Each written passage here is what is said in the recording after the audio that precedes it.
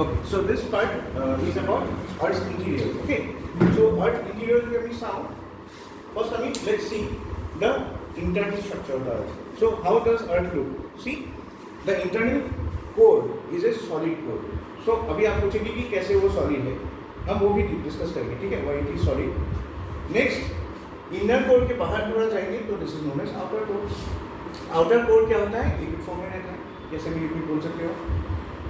इसके बाहर अगर जाएंगे this is the metal, right. फिर क्या होगा? ये जो रेड वाला बैंड देख रहे हो दिस इज द एस्टेनोस्फीयर, ठीक है. फिर क्या होगा? एस्टेनोस्फीयर के बाहर अगर जाएंगे तो क्या आएगा आपका? डेफिनेटली क्रस्ट आएगा. क्रस्ट में भी आपको पता है कि दो टाइप ऑफ क्रस्ट होता है. एक होता है कॉन्टिनेंटल क्रस्ट जो ग्रेनाइट से बना होता है, और दूसरा है ओशनिक क्रस्ट जो बेसाल्ट से बना होता है, बेसाल्टिक रॉक्स है उसमें, ठीक है.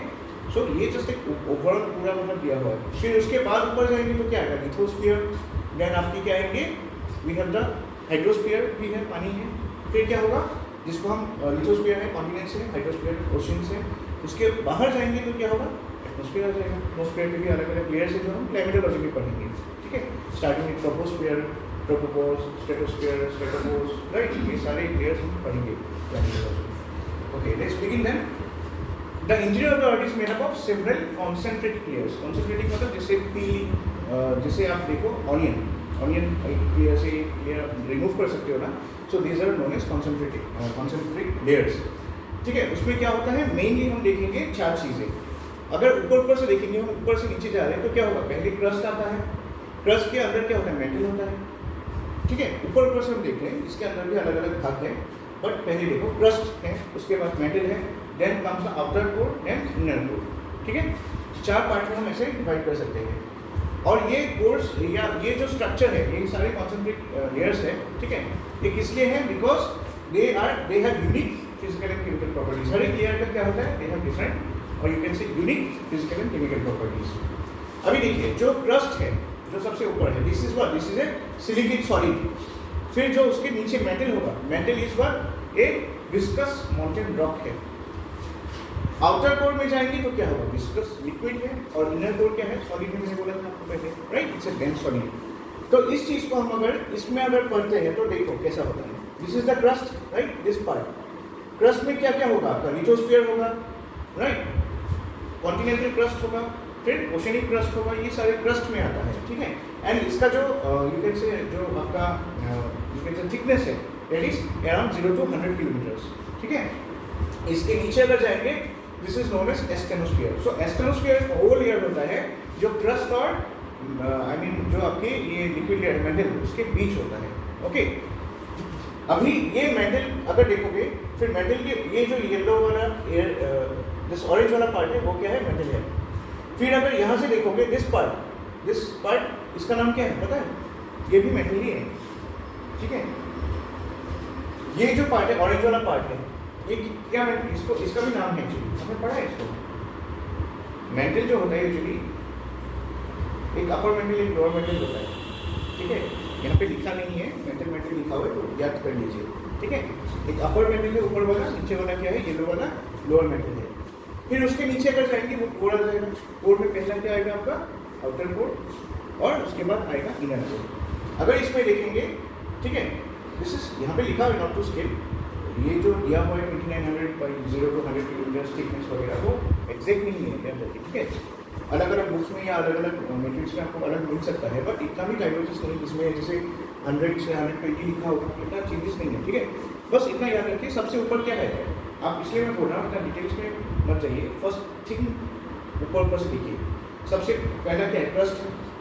क्रस्ट के बाद मेटल है, फिर आता है कोर. कोर में पहले आउटर कोर, फिर इनर कोर. ये चार चीज़ पहले याद रखिए, ठीक है. ओके, तो इसको डिटेल्स में हम देखते हैं. अभी देखते हैं. Mechanically the earth's layers can be divided into lithosphere. इसलिए हमने बोला था लिथोस्फीयर. उसके बाद क्या होगा? मेटल और लिथोस्फीयर के बीच we have asthenosphere, then we have the mesospheric mantle, ठीक है. That is a part of the earth's mantle below the lithosphere and asthenosphere. So आप एक दिमाग में मैप बना लीजिए. क्रस्ट है, फिर बता रहा हूँ क्रस्ट है. क्रस्ट में क्या है? लिथोस्फेरिक प्लेट्स है जिसको हम क्या बोलते हैं? Continental crust, right. और दूसरा क्या है? Oceanic crust. उसके बाद क्या आएगा? क्रस्ट के बाद एस्टेनोस्फीयर मेंटल की तरह नहीं आता, क्लियर आता है ना बीच में, ठीक है, इसको याद रखिए। एस्टेनोस्फीयर आएगा, फिर आएगा मेंटल। मेंटल में इसको, मेंटल को क्या बोलते हैं, मेसोस्फेरिक मेंटल भी बोलते हैं, या लोअर मेंटल अपर मेंटल होता है, ठीक है, अपर मेंटल फिर लोअर मेंटल आएगा, जिसको मिला के टुगेदर हम क्या बोलते हैं इसको, ऐसे मेसोस्फेरिक मेंटल। उसके बाद आएगा कोर वाले एरिया आउटर इनर, ठीक है सर। सो अभी देखिए, chemically the earth can be divided into crust, upper mantle, वही देखो lower mental and lower core, या इनके sorry outer core and inner core. फिर बता रहा हूँ, ठीक है, एक हम ड्रॉ कर लेते हैं यहाँ पे, जस्ट नाम को याद रखिए, छोटा सा ड्रॉ कर लेते हैं।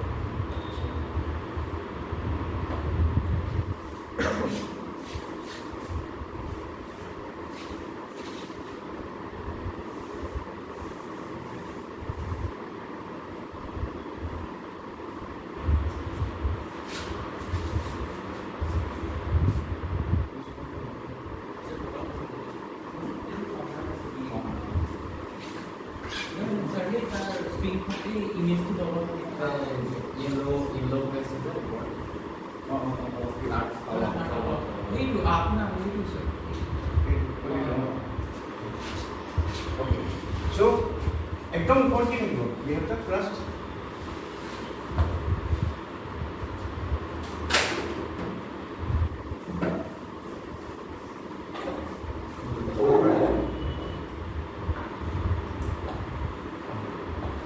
सबसे ऊपर कैसे, वी हैव द क्रस्ट।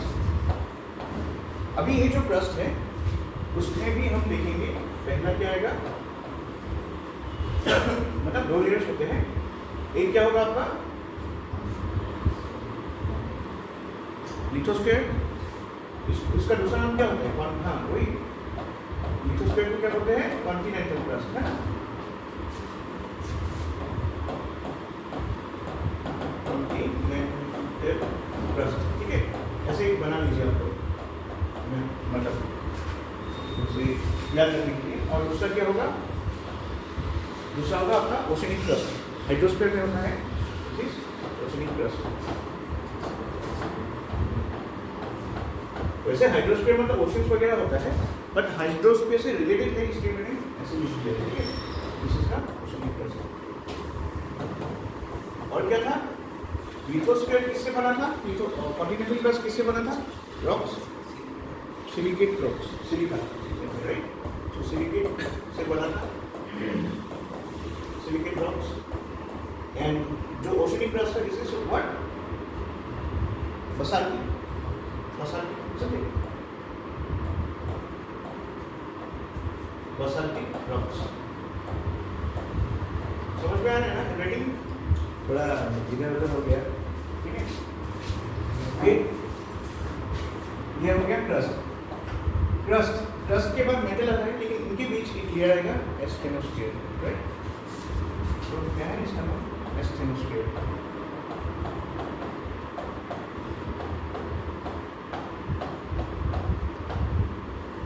फिर हम आते हैं लेयर्स में, क्या आएगा, मेटल, इस मेटल में भी दो पार्ट में मैंने बोला था, एक क्या था आपका अपर, एक लोअर मेटल था, समझे, एक क्या आएगा पहले अपर मेटल और फिर आएगा लोअर मेटल, राइट, फिर कोर। इसके बीच में भी अलग अलग डिस्कंटिन्यूटी है, वो हम अलग से पढ़ेंगे, ठीक है ना, अगर जो भी डिस्कंटिन्यूटी है इनके लेयर के बीच, वो हम अलग से पढ़ेंगे। तो जस्ट सीधा ऊपर पर्सन देख रहे हैं क्या क्या मतलब मेन ये है इसमें लेयर्स है। कोर में भी पहले क्या आएगा, आउटर, आउटर कोर कैसा था, लिक्विड, सेमी लिक्विड था, लिक्विड ऐसे कुछ भी बोलो, लिक्विड फॉर्म में बोलो, राइट। मेंटल कैसा होता है, इन्हें वाला मेंटल कैसा होगा, सॉलिड होगा, आई मीन लिक्विड होगा कि सेमी सॉलिड होगा, ऐसे भी लिक्विड, क्या मतलब क्या बोलोगे, मॉल्टेन रॉक्स मतलब क्या होगा, विस्कस होगा, सेमी सॉलिड बोल सकते हो आप, या semi liquid, okay, semi solid ही बोल देते हैं, सेमी सॉलिड, ठीक है, इतना तक समझ में आ गया होगा आपको, एवरीथिंग क्लियर है। आउटर कोर, इनर कोर, ठीक है. So this is A rough idea जो हम लोग पढ़ रहे हैं. ठीक है, जस्ट मैप का याद रखो.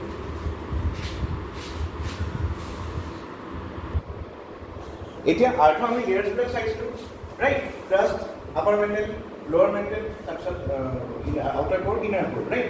एक जोनखिनि আমি দেখিছোঁ ক্ৰাষ্টখিনি, दिस ये क्रस्ट हमेशा सेम नहीं होता है, राइट? इसलिए बिकॉज इनके बीच एक मतलब आप बोल सकते हो डिसकंटिन्यूटी होता है. ठीक है, वो डिसकंटिन्यूटी वही आपके आप बोल सकते हो this is this you can say this is A imaginary line, imaginary आप बोल सकते हो boundary between two different layers. वो क्यों बनाया गया? ताकि हम डिमार्केट कर सके दोनों लेयर्स को. नहीं तो हमको कैसे पता चलेगा कहाँ से क्या शुरू हो रहा है, राइट? अभी देखिए जो आपका सबसे, अब देखो यहाँ पे दिस इज द क्रस्ट.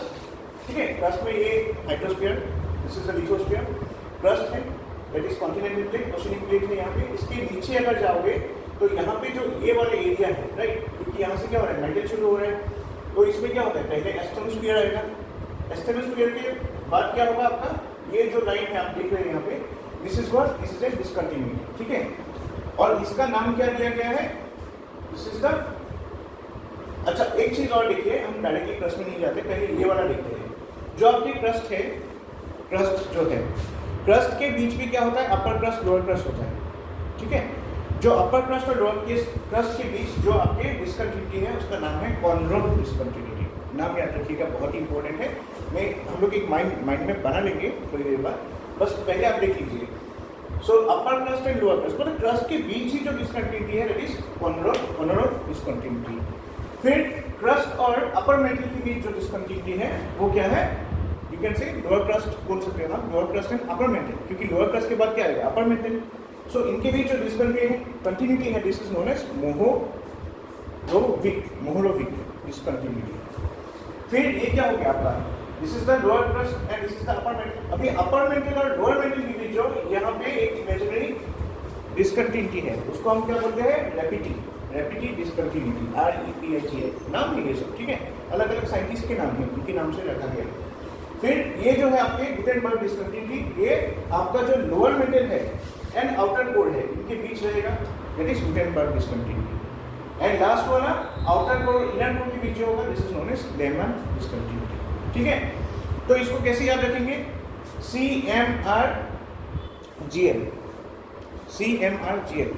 कुछ आप बना लो स्टोरी, CMRGL क्या बनाओगे स्टोरी, CMRGL. CM तो चीफ मिनिस्टर हो गया ना, RGL से क्या बनाओगे, कुछ तो बना लो स्टोरी. RGL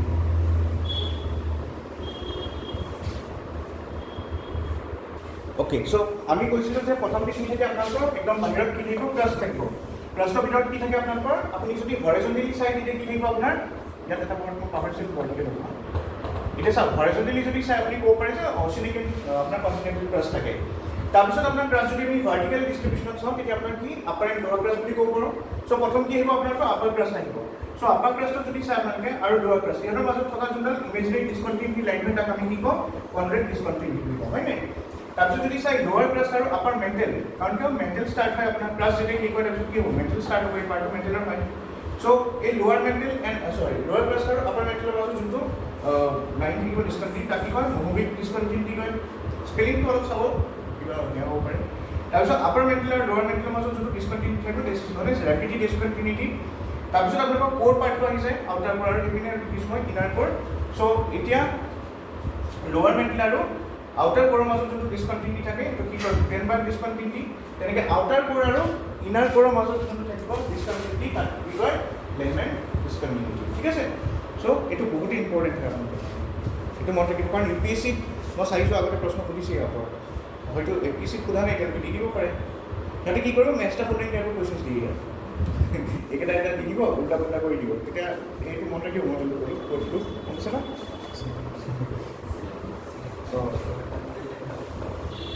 CMRGL, ঠিক আছে,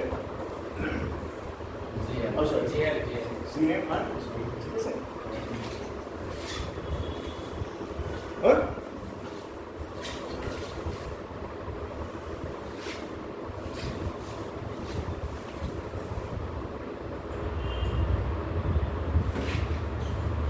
ओके, So আমি এই সাইড চাম এতিয়া now let's come to crust ক্ৰাষ্টটো কোন ডেপ্থত চাম এতিয়া এটা ক্ৰাষ্টৰ কথা যদি চাওঁ আপোনালোকে so crusted salt actually consists of 0.5 to 1%. 0.5 or 1% look at earth volume occupy करे earth total volume যদি 100% বুলি ধৰো সব crust কিমান সৰু হয় only 1% হ'ব পাৰে maximum minimum 0.5%. so 1% ধৰকচোন আপোনালোকে ঠিক আছে earth crust only total যদি পৃথিৱীৰ volume 100% হয় earth crust only 1% হয় কিমান সৰু হ'ব it occupies less than 1% of the earth's mass.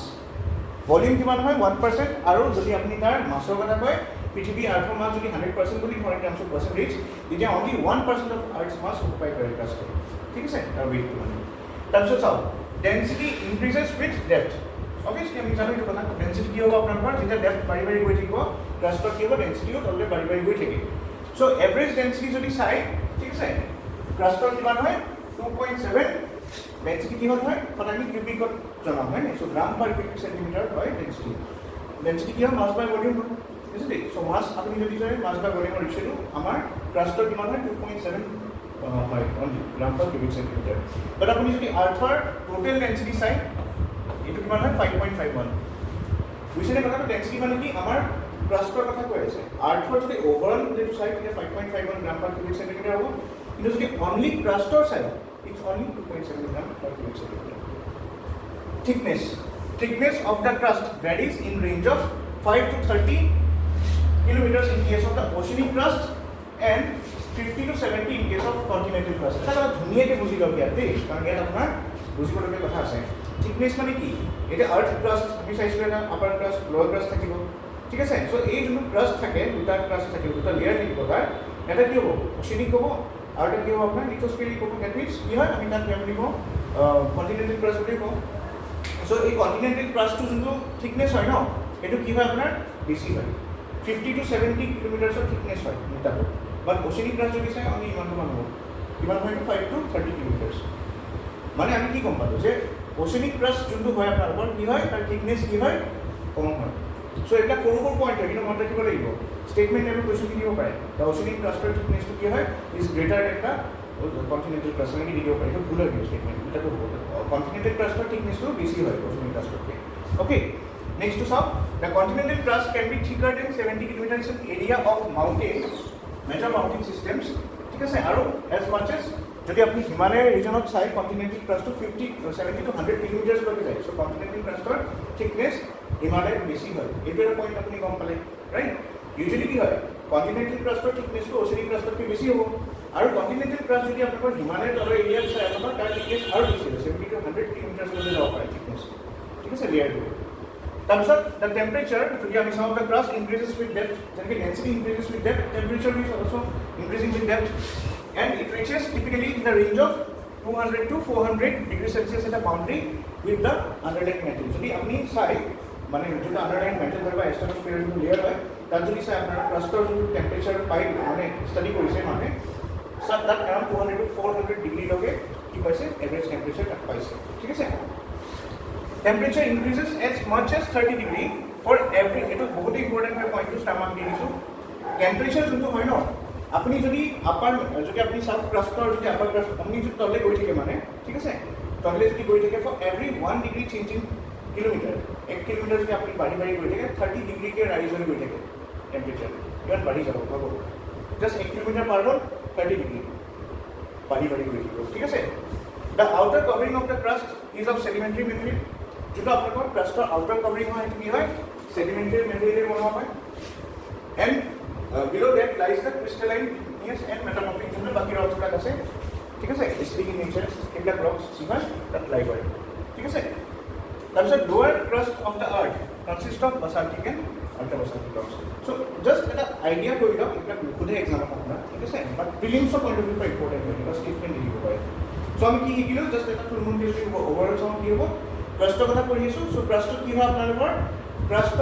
crust occupies 0.5 to 1% of the total what volume of the earth আৰু যদি আপনি টোটাল তাৰ ইয়াৰ কথা কয় মাছৰ কথা কয় মাছ only 1% I mean less than 1% isn't it density কথা আমি যদি কওঁ কি হয় ডেন্সিটি বাঢ়ি বাঢ়ি গৈ থাকিব এজ ইউ গো ডাউন যেনেকৈ টেম্পাৰেচাৰ বাঢ়ি বাঢ়ি গৈ থাকে ডেন্সিটি বাঢ়িব ডেন্সিটি কিমানকৈ বাঢ়ে আপোনাৰ 2.7 গ্ৰাম পাৰ কিউবিক চেণ্টিমিটাৰকৈ বাঢ়িব যদি চাই আপোনাৰ এভাৰেজ ডেন্সিটি ধৰি দিছে আৰু কিমান মান হয় ক্ৰাষ্টৰ আৰু যদি আপোনাৰ অভাৰ আৰ্থৰ চাই it's around 5.51 gram per cubic centimetre ঠিক আছে তাৰপিছত আমি চালোঁ যে যোনটো থিকনেছ হয় সেইটো ছেইম নহয় ক্ৰাষ্টৰ আপোনাৰ যদি লিথোস্ফিয়াৰ বা কণ্টিনেণ্টেল ক্ৰাষ্টত চাই তাত কি হয় থিকনেছ 50 to 70 মিটাৰ্ছৰ হয় আৰু যদি আপুনি অচিনিক ক্ৰাষ্টৰ চাই এইটো কি হয় পাতলা হয় ৰাইট চ' এই পাতলা কিমান হয় 5 to 30 কিলোমিটাৰ্ছ আৰু এটা কথা কণ্টিনেণ্টেল ক্ৰাষ্টৰ যোনটো আপোনাৰ ক্ৰাষ্টৰ থিকনেছ হয় সেইটো মাউণ্টেইনছৰ পিনে যদি যায় সেইটো আৰু বেছি বাঢ়ি যায় থিকনেছটো ঠিক আছে তো 100 কিলোমিটাৰ্ছলৈকে যাব পাৰি থিকনেছত ঠিক আছে নেক্সট যদি চাই টেম্পাৰেচাৰ বাঢ়িব আপোনালোকৰ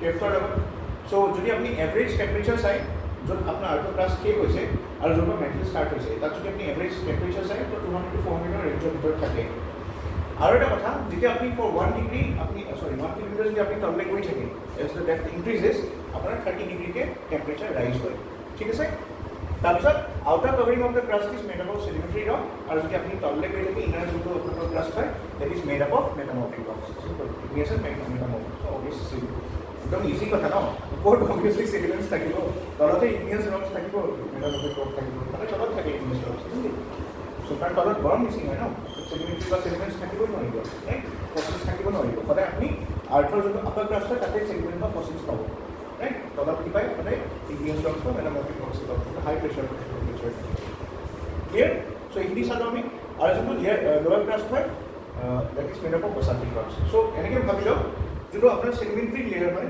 য'ত আপোনাৰ চেডিমেণ্টছ থাকে ফচিলছ থাকে those are made up of basaltic rocks and যোনটো আপোনাৰ তলৰ লেয়াৰ থাকে ঠিক আছে that is made up of igneous and metamorphic rocks right so' সৰু সৰু বস্তু হয় আপোনালোকে এই বস্তুখিনি মই আপোনালোকক থুলমূলকৈ চামাৰি দিম যেতিয়া মই শ্লাইডৰ চামাৰিটো দিম আই give U in 1 or 2 words ঠিক আছে একদম মুখস্থ কৰি দিব মনত ৰাখিব কাৰণ এইবিলাক ফিক্স বস্তু হয় this is static part okay ইয়াত কোনো কাৰেণ্ট ডিফাৰেঞ্চ বহা নাই this is static knowledge clear এইখিনি ঠিক আছে আজি আমি ইয়াৰলৈকে কৰোঁ টাইম হৈ যাব এলিমেণ্টছৰলৈকে চাই দিম লিথোস্ফিয়াৰ এই পাৰ্টটোৰ পৰা আমি নেক্সট ক্লাছত ষ্টাৰ্ট কৰিম ঠিক আছে লিথোস্ফিয়াৰ হাইড্ৰোস্ফিয়াৰ আমি ইউজ কৰিম আচ্ছা নেক্সট আমি চাওঁ ক'ত আছোঁ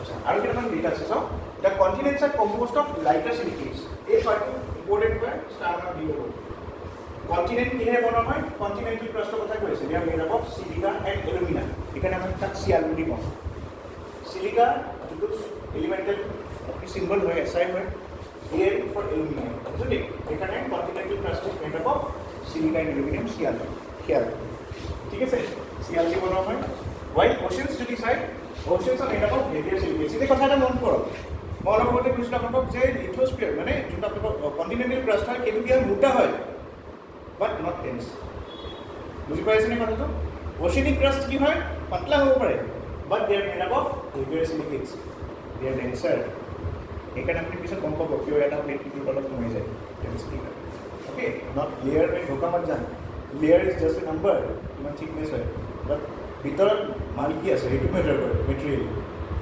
হেভি চিলিকেটছ ক'ত আছে আপোনাৰ অ'চিয়ানিক ক্ৰাষ্টত আছে অ'কে সেইকাৰণে আপুনি যদি চাই হেভিয়াৰ চিলিকেটছ মানে কি চিলিকাটো কমনৰ ভিতৰতে মাৰ এটা আছে মেগনেছিয়াম ৰাইট চ' চি মান এনেই মেগনেছিয়াম এমটি হয় কেমিকেল চিম্বলত আমাৰ যদি পিৰিয়ডিক টেবল চাই বাট ইয়াত আমি জিঅ'লজিষ্টবিলাকে এম এ বুলি ৱৰ্ডটো ইউজ কৰিছে অ'কে আৰু এটা S I so' sima সেইকাৰণে oceanic crust is made up of sima silica and magnesium the continental crust is compose of lighter calcic, sodium, potassium, aluminum, silicate rocks like granite. So simple इमान भय का मतलब यार तुझे की অদ্ভুত নাম হয় right simply আমি মনে রাখো যে যেটা আপনার কন্টিনেন্টাল ক্রাস্ট হয় that is made up of lighter elements আর এখানে কি হয় কন্টিনেন্টাল ক্রাস্ট সদায় কি থাকে উপর থাকে ওশেনিক ক্রাস্ট সদায় তললে যায় আমি চাম আমি অলপ পিছত কনভাৰ্জেন্স যেতিয়া কৰিম বাউণ্ডাৰী প্লেটছৰ তেতিয়া আপুনি গম পাব যে যোনটো আপোনাৰ সাপোজ জাষ্ট বুজাবলৈ কৈছোঁ এই প্লেটখন ধৰক আপোনাৰ কি হয় কন্টিনেন্টাল যদি কিবা এটা কাৰণ ধৰক এখন ওশেনিক প্লেট আহি আছে ন ওশেনিক প্লেটখন কি হ'ব সদায় তললৈ যাব কিয় জানেনে বিকজ এখন কি হয় হেভিয়াৰ ডেন্সাৰ হয় আমি এটা চিম্পল থিয়ৰী জানো ন পাতলা বস্তুবিলাক সদায় ৰাইজ কৰে যেনেকৈ পানীৰ ওপৰত অইল ৰাইজ কৰে অইলৰ ডেন্সিটি কম কাৰণে তেনেকৈ আপুনি যদি চাই কণ্টিনেণ্টেল প্লেট যদিও মোটা হয়, ইয়াতকৈ বহুত মোটা হয়, কিন্তু ষ্টিল কণ্টিনেণ্টেল প্লেট কি হয়, this is lighter because it's made up of lighter silicates, চিয়ান দি বনোৱা হয় ন, চিয়ান।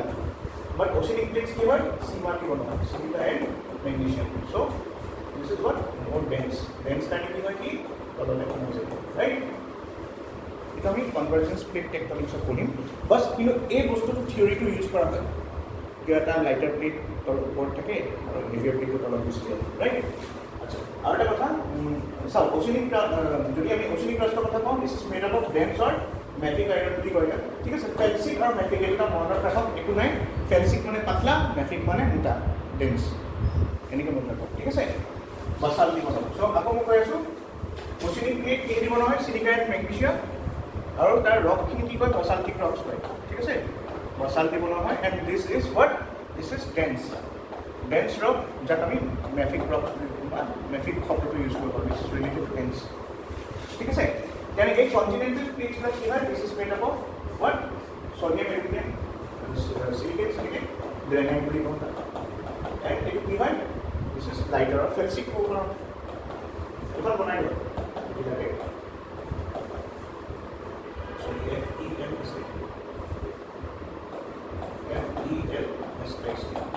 ঠিক আছে।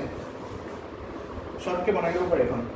এখন অচিনিক প্লেট হয়, তললৈ যাব, বিকজ কি হয়, ডেন্সাৰ এণ্ড হেভিয়াৰ হয়। আৰু ডেন্স বা হেভি শব্দটোৰ কাৰণে আমি মেফিক শব্দটো ইউজ কৰোঁ জিঅ'গ্ৰাফিত, অ'কে। আৰু ৰকছৰ কথা যদি চাওঁ, বাছাল্টিক ৰকছ বুলি কওঁ তাক। আৰু মিনাৰেলছ যদি চাওঁ, কি তাত পায় চিলিকা এণ্ড মেগনেছিয়াম, ঠিক আছে। Together they are known as what, they are known as sima. And ইয়াত যদি চাই কণ্টিনেণ্টেল প্লেটত কি হয়, আপোনালোকৰ লাইটাৰ হয়, why? Because they are made up of lighter elements like silica and aluminum, right? কিন্তু এটা কথা, ইয়াত থিকনেছ বেছি হয়, ৰাইট। কিমান হয়, 50 to 70 কিলোমিটাৰ হ'ব পাৰে। আৰু যদি তোমাৰ হিমালয় আছে এতিয়া, ঠিক আছে, এনেকুৱা জেগা, চ' অভিয়াছলি কথাটো কৈছোঁ আৰু বুজাবলৈ কাৰণে, যদি হিমালয় বা তেনেকুৱা পৰ্বত আছে, তেতিয়া অভিয়াছলি ই প্লাছ তাৰ থিকনেছটো আৰু বাঢ়িব, 100 কিলোমিটাৰছলৈকে যাব পাৰে, ঠিক আছে।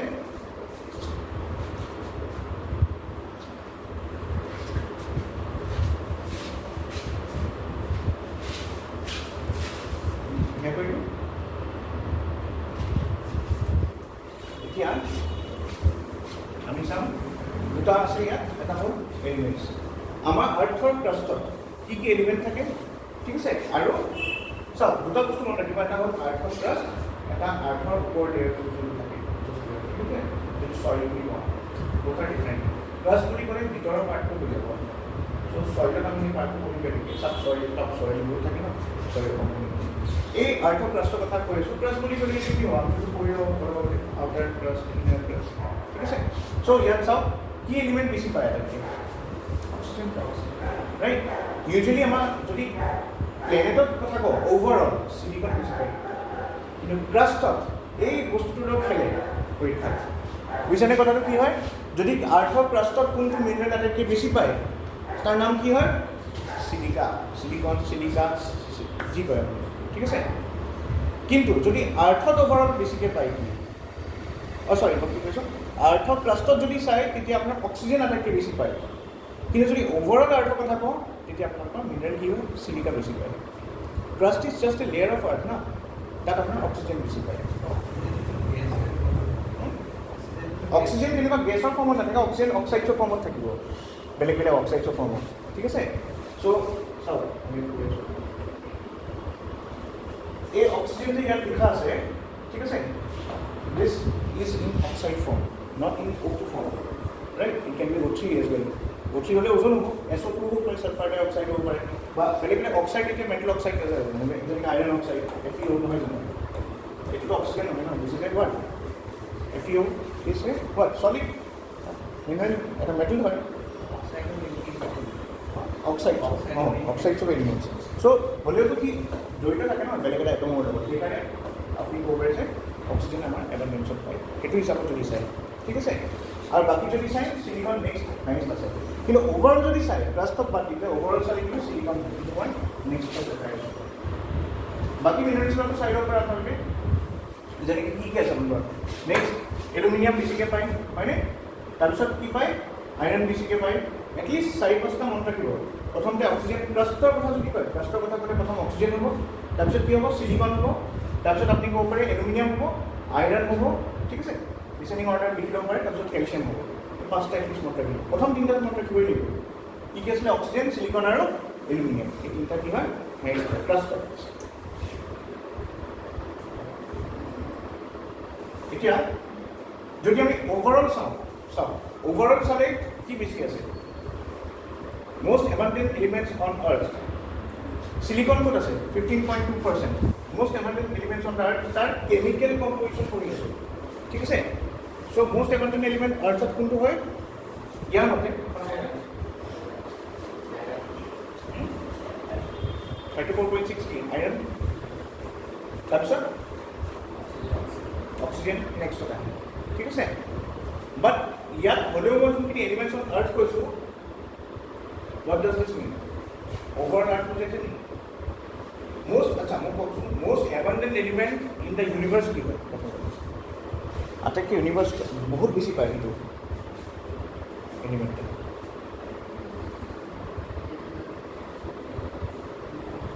most abundant element in the universe মানে এলিমেণ্টৰ নাম কৈছোঁ গেছিয়াছ ফৰ্ম হওক চলিড ফৰ্ম হওক লিকুইড ফৰ্ম হওক এলিমেণ্টৰ নাম কওঁ কাৰণ গেছ বুলি ক'লে এইটো এটা আইদাৰ কম্বাইন ফৰ্ম নহ'লে আপোনাৰ এটমিক ফৰ্মতো গেছ থাকিব নোৱাৰে ন I am asking with atomic form gas মানে কি হয় যেনেকৈ হাইড্ৰজেনো যদি আপুনি কয় হাইড্ৰজেনৰ আনচাৰটো হাইড্ৰজেন যদি আপুনি কয় আমি এইচ যোনটো হয় ন হাইড্ৰজেন এলিমেণ্টেড ফৰ্মত যদি চাই পৃথিৱীত এক্সিষ্ট কৰিবই নোৱাৰে মলিকুলাৰ ফৰ্মত থাকে সদায় কিয় বিকজ অফ দ্য এফিনিটি সিহঁতৰ মাজত কি হয় দুটা এইচ এটম আহিলেই আইদাৰ এইচ যদি বেলেগক পাই যায় সি তাৰ লগত পেয়াৰ কৰি এইচটো হৈ যাব কিবা তেনেকুৱা টাইপৰ পটককৈ কি কেমিকেল বণ্ডিং ফাষ্ট হয় কিন্তু এলিমেণ্টেল ফৰ্মত যদি চাই ক'ত পায় জানে ছানত পায় নিউক্লিয়াৰ ফিউজন হৈ থাকে তাত কণ্টিনিউৱাছলি ঠিক আছে হাইড্ৰজেনটো হিলিয়াম কনভাৰ্ট হৈ থাকে চ' এতিয়া যদি চাই পৃথিৱীত তেনেকৈ আটাইতকৈ যদি হায়েষ্ট এলিমেণ্ট কোনটো পায় সেইটো কি হয় চিলিকনে হয় কিন্তু ডোণ্ট গো উইথ দিছ ইয়াত কনফিউজ নহ'ব ইয়াত এটা বেলেগ পইণ্ট অফ ভিউৰ পৰা লিখা হৈছে এইখন চাৰ্টখন এই যে আমি দেখাইছিলোঁ আইৰণ 34.6 ইয়াতো আমি ক্লাষ্টাৰ কথাই কৈ আছোঁ ঠিক আছে চাওক ইয়াত চাওক অক্সিজেন কি হয় কম্বাইন ফৰ্মত আছে গেছিয়াছ ফৰ্মত আছে ঠিক আছে আৰু ইয়াত যদি চাই আপুনি ইয়াত যে লিখিছোঁ এইটো কি কি চেঞ্চত লিখা হৈছে কেমিকেল কম্পজিশ্যনৰ point of view not amount এইটো আপুনি ক'ব পাৰে এমাউণ্টৰ পইণ্ট অফ ভিউ পৰা লিখা হৈছে এমাউণ্ট মানে বুজি পাইছে যে আপোনাৰ অক্সিজেন আটাইতকৈ বেছি পায় এমাউণ্ট কোৱান্টিটি হিচাপত লিখা হৈছে ৰিজৰ্ভ ফৰ্মত হ'ব পাৰে কম্বাইন ফৰ্মত হ'ব পাৰে মলিকুলাৰ ফৰ্মত হ'ব পাৰে অক্সিজেন ওভাৰত বেছি পায় বা যদি তাৰ কেমিকেল কম্পজিশ্যনৰ পইণ্ট অফ ভিউ পৰা চাই ক্লাষ্টত তাত আইৰণ প্লেনেছ থাকিব আৰু যদি পৃথিৱীত চাই ওভাৰত তেতিয়া আকৌ চিলিকন হয় চ' লিখি লওক মই কৈ দিছোঁ আপোনালোকক যাতে আপোনালোকৰ কনফিউজন নাথাকক এইটো পাৰ্টত ঠিক আছে পইণ্টকেইটা লিখি লওক most abundant element তিনিটা element most abundant element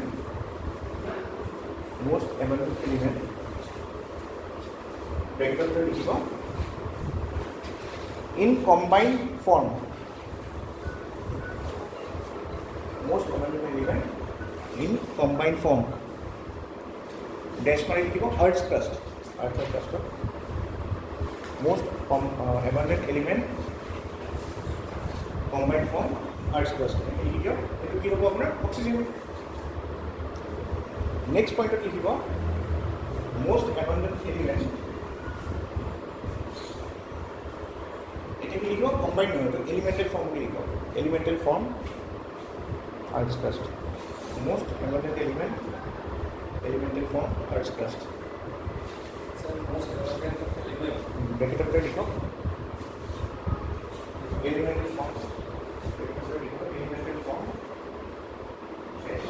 earth's crust তাৰপিছত কি হ'ব সেইটো আইৰণ হ'ব এলিমেণ্টেল ফৰ্মত যোনটো থাকে কম্বাইন ফৰ্মত থাকিলে অক্সিজেন হয় বুজি পাইছে চাগে কথাটো মই কি ক'ব বিচাৰিছোঁ এণ্ড থাৰ্ডটো লিখিব most abundant element on the earth earth's crust বুলি নহয় most abundant element on earth সেইটো হ'লে চিলিকন হ'ব ঠিক আছে most abundant element on earth হ'ব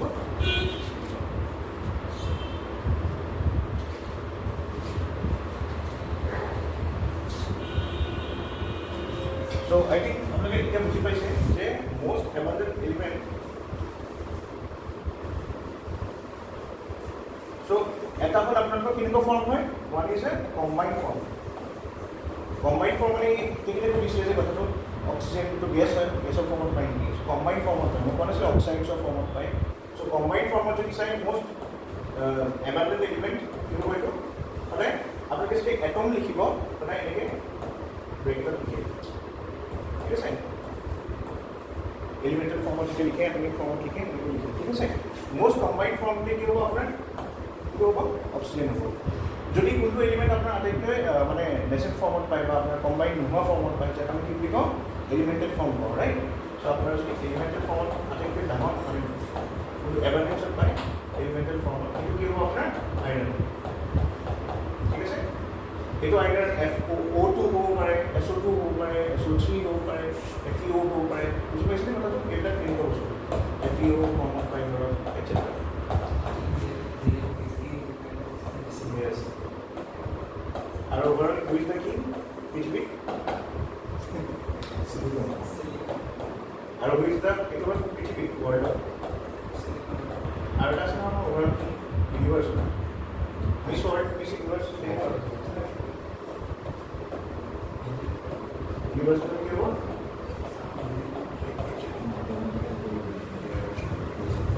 ডান হ'ব। আজি এইখিনিতে আমি চাওঁ ওকে। নেক্সট ক্লাছত আমি ষ্টাৰ্ট কৰিম পুৰা প্ৰপাৰ গিয়াৰ্ছখিনি ষ্টাৰ্ট কৰিম ডিটেইলছত কৰিম ডেট ইজ যেনেকৈ আপোনাৰ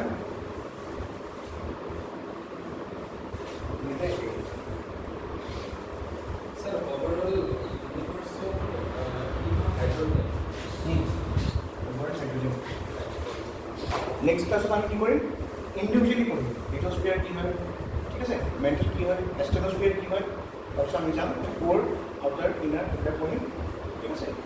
তাৰপিছত আমাৰ আহিব চিছমিক ৱেভছ এই পাৰ্টটো বৰ বঢ়িয়া লাগে কাৰণ এইটো আপোনালোকৰ জিঅ'গ্ৰাফিৰ লগতো জড়িত হয়, চৰি কি জিঅ'গ্ৰাফি কৈছোঁ ডিজাষ্টাৰ মেনেজমেণ্টৰ লগত জড়িত হয় আৰ্থকুৱেকৰ ৰিজনছ।